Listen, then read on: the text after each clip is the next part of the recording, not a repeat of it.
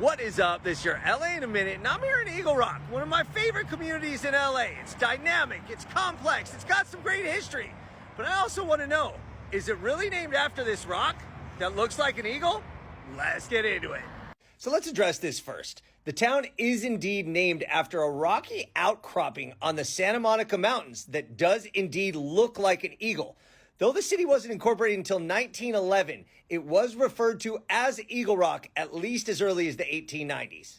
And prior to that, Ludwig Salvator, the Archduke of Austria, was traveling in the area, and he drew one of the earliest known depictions of this geological wonder, which was then known as Piedra Gorda. But make no mistake about it, the indigenous people were there first, and they enjoyed the land, and they used the rock for ceremonies, and they found acorns and oak trees that they used for food all around the area. After European conquistadors arrived, it became part of the Rancho San Rafael and was under both Mexican and Spanish rule. By the 1870s, it was subdivided into 31 parcels, and the parcel owned by Benjamin Dreyfus is the one that became Eagle Rock, but not before it was the Gates Strawberry Ranch, a huge strawberry field that was manned mostly by Chinese laborers.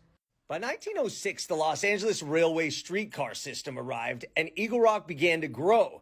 This streetcar was rather perilous, and it was referred to as the Dinky, the Toonerville Trolley, and the Galloping Goose, as it would often shake and actually butt riders off of the train at certain points. Wow. After Eagle Rock was incorporated, the gentle slopes lended themselves to beautiful architecture, including many Victorian homes which are still around today. Also, Occidental College moved from Boyle Heights and was designed by Myron Hunt from 1911 to 1913 and opened in 1914.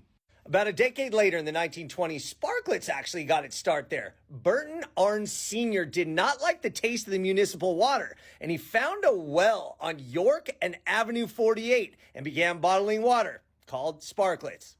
Throughout the next couple decades, Eagle Rock developed as a quiet, charming, academic, and upper-middle-class community, but there were racial covenants that ensured only whites and Caucasians could live there. 1977, Eagle Rock made headlines for the wrong reasons as the Hillside Strangler, or Stranglers, abducted a victim at the Eagle Rock Plaza. 7 years later, the Night Stalker, Richard Ramirez, abducted a victim from Eagle Rock as well. In February of 1981, a young Occidental student named Barack Obama gave what was believed to be his first public speech on civil matters at Occidental, with the Eagle Rock in the background. In 1996, a developer wanted to build an apartment complex at the foot of the Eagle Rock, but the city of Los Angeles stepped in and bought it for $700,000, and no developments were made, preserving the rock. Over the last few decades, Eagle Rock has diversified immensely, including now when it has the largest population of Filipino Americans in all of LA.